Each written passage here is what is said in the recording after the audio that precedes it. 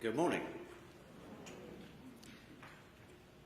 Ladies and gentlemen, corruption is a global problem, a transnational crime requiring international cooperation to tackle it. So that's why I'm particularly pleased to be here this morning representing one of Trinidad and Tobago's international partners in this essential international effort. Acts of corruption contribute significantly to a range of global threats: serious and organised crime, illegal trafficking of people, terrorism, and they have sadly become entrenched in our societies, featuring too regularly in our daily lives.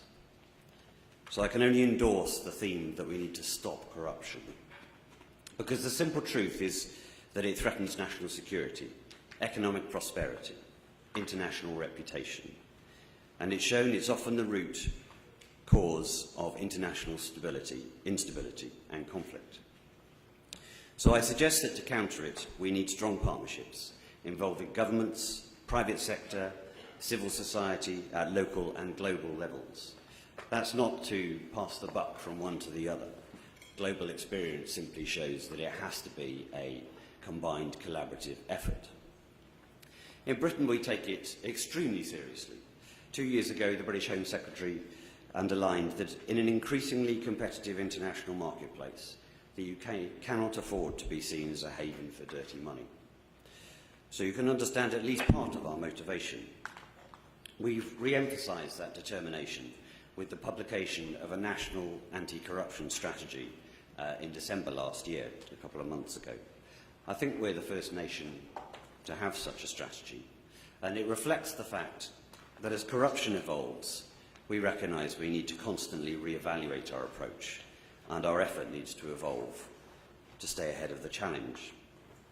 This longer-term UK framework that we have set out will guide our efforts to tackle corruption at home and abroad over the next 5 years.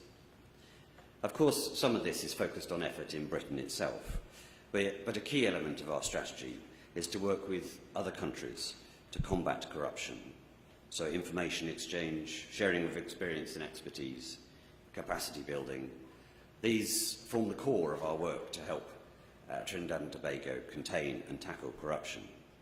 And I'm encouraged by some of what I see and hear, a determination still from the top to tackle the issues, expose the corrupt, unearth the issues. But we need to make it work together, holding each other to account.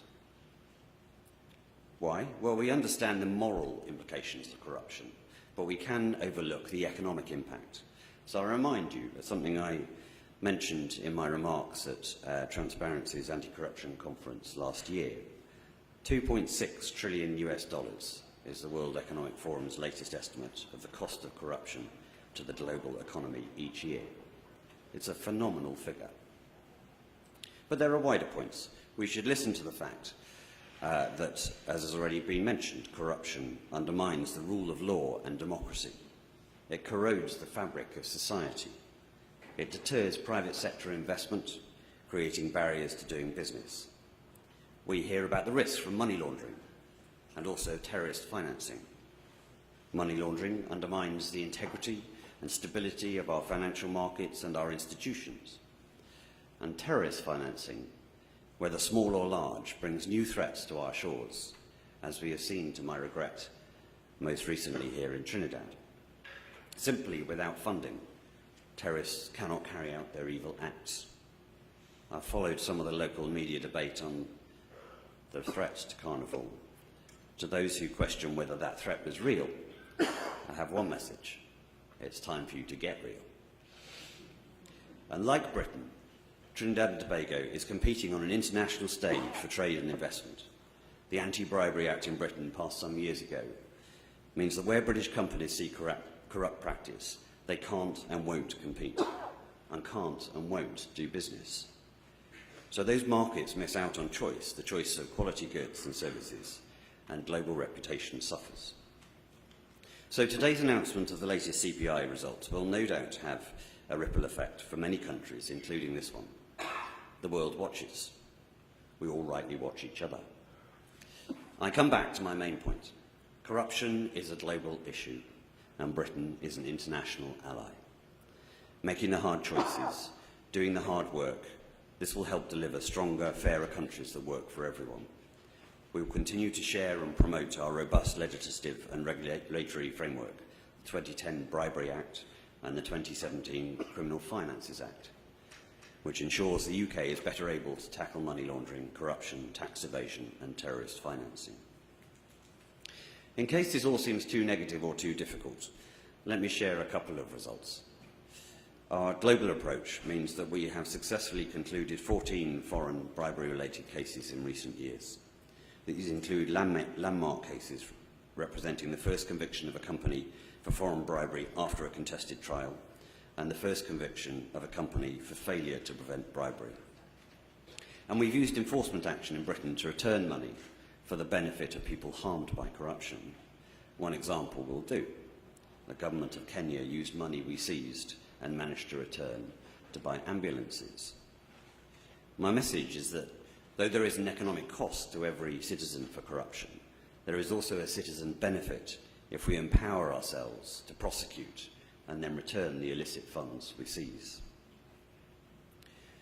So our commitment to Trinidad and Tobago, Britons, should not be in doubt. This is a priority issue which I discuss with senior leaders here regularly, with action to follow. Next week, for example, officials from the Charities Commission of England and Wales will be here working with government to share good practice on anti-money laundering measures in the not-for-profit sector. This should help Trinidad and Tobago meet the compliance regulations set by the Caribbean Financial Action Task Force. And we're also coming to the end shortly of an initiative with the University of the West Indies and the Office of the Attorney General to consider the work of the Integrity Commission. And this homegrown research will offer recommendations on how the Commission might be strengthened. Because strong institutions, the building blocks of our shared democracies, can drive out and prevent the cancer of corruption, to the benefit of our two countries, and to the benefit, ultimately, of our two peoples. And that's why the issue of corruption remains a priority for me as British High Commissioner to this blessed country. Thank you.